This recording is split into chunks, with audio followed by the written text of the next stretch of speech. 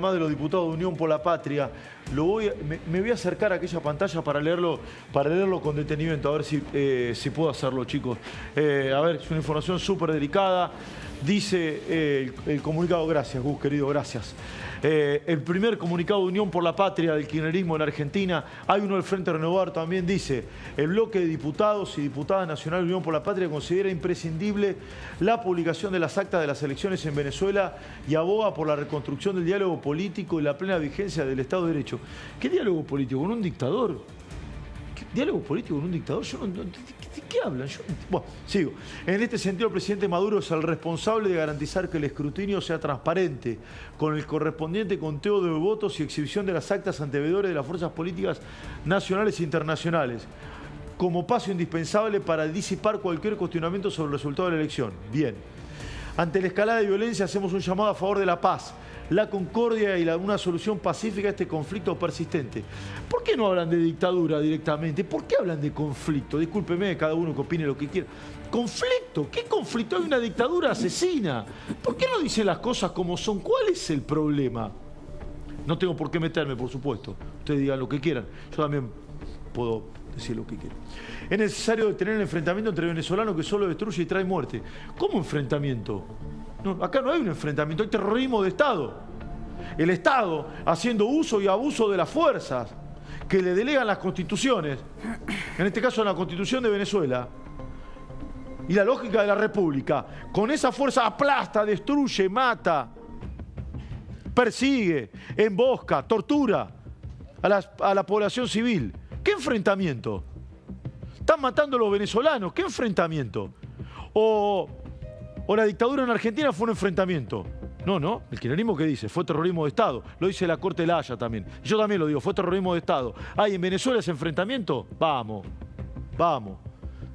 En ese sentido, exhortamos a las autoridades venezolanas a que las actuaciones de las Fuerzas Armadas y de Seguridad se realicen de acuerdo a los estándares del derecho internacional. Es imprescindible recrear el diálogo con todas las fuerzas políticas para hacer sustentable el principio democrático de la voluntad popular, sea cual fuera el resultado. Quienes busquen genuinamente la paz deben contribuir al encuentro entre los venezolanos. Creemos que el diálogo es el único vehículo para resolver controversias, tal como los estipulan los tratados internacionales. Dice también el comunicado de los diputados de Unión por la Patria: sabemos el valor de respetar y salvaguardar las instituciones de la sede diplomática argentina, tal como lo contempla el artículo 22 de la Convención de Viena. Bueno, bien, se acordaron, bien. Asimismo, ponemos a disposición la diplomacia parlamentaria para hacer un aporte al restablecimiento del diálogo político. Finalmente, reafirmamos nuestro compromiso con una América Latina democrática, libre de bloqueos y en paz. Primer comunicado oficial de Unión por la Patria, porque ni Kicillof habló. Kicillof, cuando le preguntaron, dijo: no sé, pregúntenle a Cristina. No sé, yo no fui, pregúntale a mi mamá. Míralo a Kicillof. Con respecto a Venezuela, para ser muy claro, escuchaba ayer al presidente de Brasil, al presidente de México. En el caso nuestro somos una provincia, esperamos que esto lo resuelva el pueblo venezolano dentro de la ley, en paz. Así que esto es lo que tengo para decir de eso, y no tengo para dar declaraciones. Pregúntenle a Cristina o a cualquier dirigente cuando puedan hacerlo. Gobernador, perdón, ¿condena o no las elecciones? Es lo que acabo de explicar, que se resuelva en paz dentro de la democracia. ¿Condena o no condena, Kicillof? Si no condena, está a favor. ¿Condena o no condena? ¿Está a favor o en contra de la dictadura usted? Le tiene que preguntar a su mamá. Pregúntele a Cristina. Cristina no dice nada. Está viajando a México para hablar el sábado. Yo no dice nada porque creo que puede haber hecho suculento negocio con el chavismo. Se me ocurre. De hecho, está siendo investigado esto en Argentina. Ahora, ¿usted qué le tiene que pedir permiso a Cristina? ¿No tiene opinión? ¿No tiene opinión propia? Ahora, muy suelto, siempre son rápidos para condenar la dictadura argentina. Y está muy bien, y está perfecto. Y lo aplaudo, que la condene. Ahora, para la dictadura venezolana, ¿no? ¿Por qué? ¿Porque es un dictador de izquierda? Cierto que ustedes son catadores de dictadores. De derecha un monstruo. Y de izquierda más chévere, más simpático. Fidel, me lo tatúo. El Che Guevara me cae bárbaro. ¿Sí? Maduro también. Viva la revolución bolivariana. Es cierto que los dictadores de izquierda a ustedes les caen más simpáticos. La dictadura es de acuerdo a si es de izquierda o de derecha. Dios mío. Cristina sigue sin hablar del tema. Me doy la redacción de nuestro video para que me aporte una visión súper interesante, como seguramente lo será, José del Río. José, querido, ¿cómo te va? Bienvenido, Hola, buenas Esteban. tardes. ¿Cómo andás? Muy buenas tardes para vos. Gustazo, gustazo, hermano. ¿Todo bien? Todo muy bien. Bueno, quería una mirada tuya sobre, por un lado, la pasividad del kirchnerismo en Argentina y qué es lo que observás del conflicto que se está viviendo en Venezuela.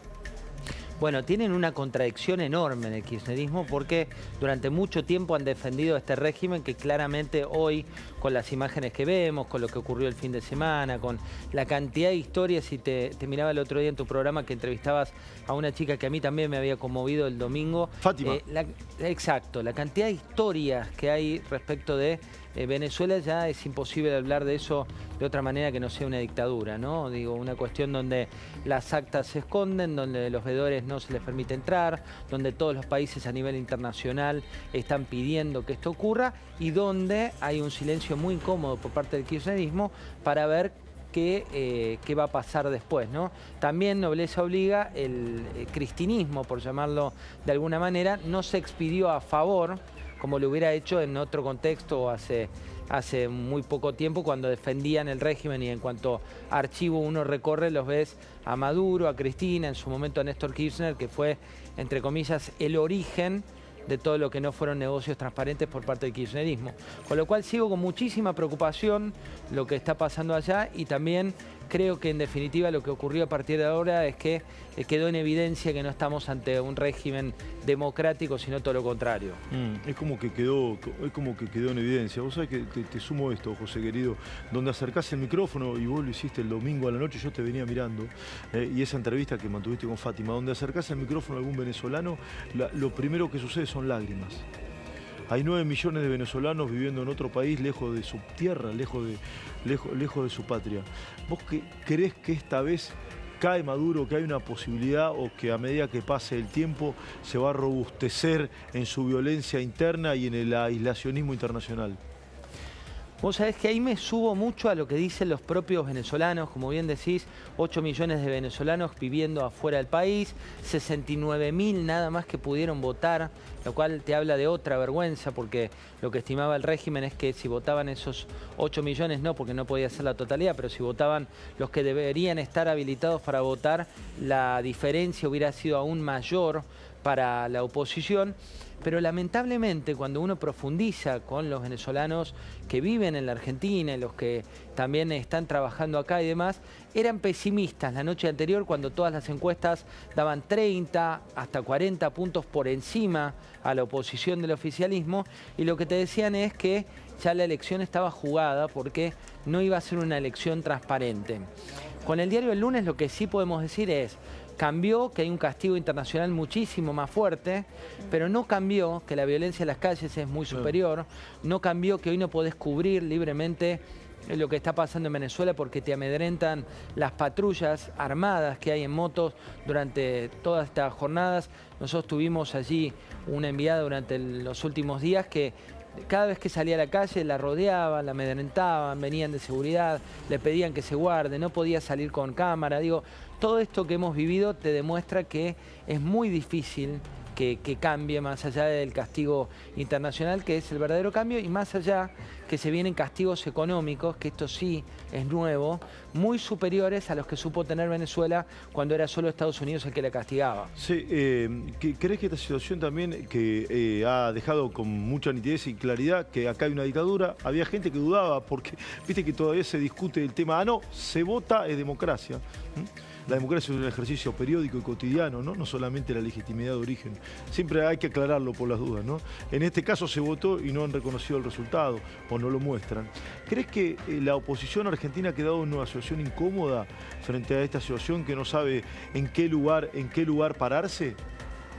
Sí, yo creo que, a ver, por un lado, me había parecido el domingo con la fuerza del vivo, me había parecido un poco aventurado lo que hizo la canciller cuando ya no había un solo voto, viste, que se haya publicado, y ya había salido a denunciar. Se ve que con buena información salió a denunciar. Después lo hizo el propio presidente de la Nación con su estilo, mucho más beligerante que lo habitual, pero lo que le retrucaron del otro lado ya fue una falta de respeto también absoluta. Entonces, creo que en este caso el oficialismo, que había salido de antemano sin datos, y tenían datos a juzgar por el resultado y a juzgar por lo que pasó después, había salido de una manera muy beligerante, tenía una información que los llevaba a estar cómodo como se plantaron. Desde la oposición vos tenés un contexto como el que puede ser la izquierda en la Argentina, donde la propia Miriam Bregman salió con su visión, con su ideología y demás, pero habló también de esta cuestión de libertades. Tenés por otro lado lo que es el kirchnerismo más duro, o la cámpora, que salió a aclarar preventivamente que no habían tomado posición, que eso sí me sorprendió, porque en otro momento hubieran tomado posición claramente a favor del régimen de Maduro. Y tenés adicionalmente esto que vamos a ver en las próximas horas, cuando Cristina vuelva a hablar, a ver si efectivamente castiga o no, como le tiró hoy la pelota a Axel Kicillof, que también fue raro, ¿no? Qué raro, ¿no? Muy raro, un gobernador que siempre en lo que es ideología responde rápidamente, que responde diciendo, pregúntenle a Cristina. Me sorprendió y no termino de entender, Esteban, por qué lo hizo. Sí, yo no entiendo cómo una persona adulta y un gobernador del principal estado parte de Argentina, que es la provincia de Buenos Aires, no tiene una opinión formada ante esta verdadera catástrofe, esta verdadera calamidad humanitaria y este atentado contra la libertad. A mí me llama mucho la atención, ¿no? Yo creo que la tiene, ¿eh? Lo que pasa que... Tiene miedo de decirlo. Tal vez, exacto, tal vez el contexto político no da para decir lo que piensa, porque sí, te ubicás ideológicamente en cómo piensa el gobernador, siempre estuvo más a favor de lo que es Venezuela y el régimen de Venezuela, y ahora cómo justificás 177 detenciones, 11 desapariciones, 16 muertos, y lo que está pasando debajo de la alfombra que nos contaban nuestros ojos allá, que es peor que lo que estamos contando, porque uno lo cuenta a la distancia, pero si estás ahí y estás saliendo a la calle y te rodean con motos, a familias, con armas, como están haciendo en este momento, es realmente muy triste lo que ocurre en Venezuela. Te chupan, ¿no? Te chupan y te llevan a centros clandestinos de detención. Sergio Massa parece haber tomado una posición distinta a la del kirchnerismo más duro, más radicalizado. Le puso, retuiteó un comunicado del Frente Renovador en el cual cuestiona al gobierno de Nicolás Maduro. Sergio Massa siempre tuvo una posición distinta a la del kirchnerismo en la política internacional, ¿no? Siempre trató de diferenciarse del alineamiento a Venezuela, Cuba e Irán, ¿no? Vos sabés que me consta que en la elección, en la campaña, cuando él estaba alineado con el kirchnerismo, porque era de hecho el candidato de Cristina y de Alberto, por más que pensaran distinto en muchas cosas, cuando se le preguntaba por Venezuela, también decía lo que terminó diciendo ahora el Frente Renovador en este comunicado. Digo, nobleza obliga... Estamos viendo cómo lo retuiteó. En muchas cosas él ha cambiado muchas veces su posición y lo hemos cuestionado, lo hemos comentado infinidad de veces, pero en este punto te diría que aún en campaña había planteado sus diferencias respecto al kirchnerismo más extremo, entendiendo que en Venezuela no es una elección libre la que se produjo, ni tampoco había una libertades individuales como si las hay en la Argentina. José, leo y comparto contigo, con toda la gente que nos está siguiendo, este primer párrafo del comunicado del Frente Renovador, en consonancia con la posición histórica que ha tenido este espacio. Instamos al gobierno de Venezuela a que haga públicas de inmediato las actas detalladas de la votación, a lo que de manera irregular y sin mostrar ninguna evidencia que lo respaldara, se anunció el triunfo de Nicolás Maduro como presidente. Es imperativo que el pueblo venezolano tenga acceso a una verificación clara y precisa de los resultados electorales. Bueno, es muy concreto, ¿no? Y es cierto de la posición histórica, además. Sí, mucho más. Esto podría ser más cercano a la posición no tan radicalizada y jugada del gobierno nacional, pero más cerca allí que al kirchnerismo oscilante y serpenteante, ¿no? De una conducta un tanto resbaladiza con este tema, ¿no? Sí, mucho más en línea con lo que es un Juntos por el Cambio entre... Es verdad. O lo que queda de Juntos por el Cambio que con lo que es el kirchnerismo. Ojo, a nivel económico también existían esas diferencias muchas veces, y no te hablo de cuando fue ministro de Economía en esta última etapa, sino de la época en la cual fue candidato junto a de Narváez y demás, que tenía una línea bastante más liberal que la del kirchnerismo. Bueno, ¿no? Nació en la UCD, ¿no? Sergio Massa, ¿no? No entremos en la historia. Bueno. Las contradicciones creo que no te da el programa, Esteban. Por último, José, querido, y gracias por darte un tiempo para hablar con nosotros. José, además de ser conductor de esta casa, es el secretario general de nuestro diario. ¿Por qué crees que Maduro ha elegido a Javier Milei como junto con el candidato republicano Donald Trump, como los dos principales rivales, las dos principales figuras antagónicas. Creo que le es funcional tanto a Maduro a nivel internacional como al propio Kicillof a nivel cabotaje. ¿Por qué?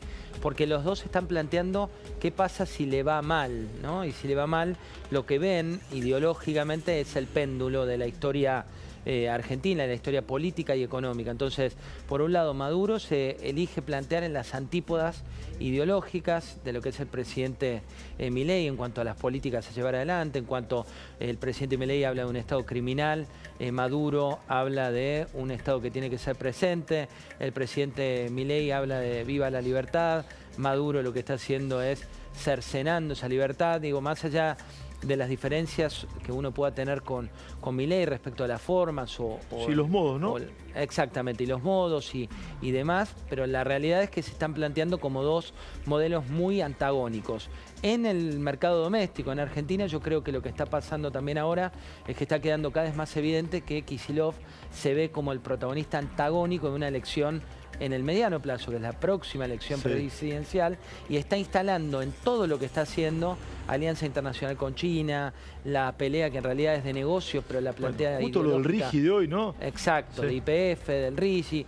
Digo, todo eso que estamos viendo es básicamente una construcción política de alguien que está planteándose como el alter ego. José, viste que los periodistas a veces somos un poquito mentirosos, que te digo la última pregunta, pero bueno, vos conocés lo del manejo de las audiencias y demás, mejor que nadie. Te robo 2 minutitos más para hacerte 2 preguntas vinculadas con esto.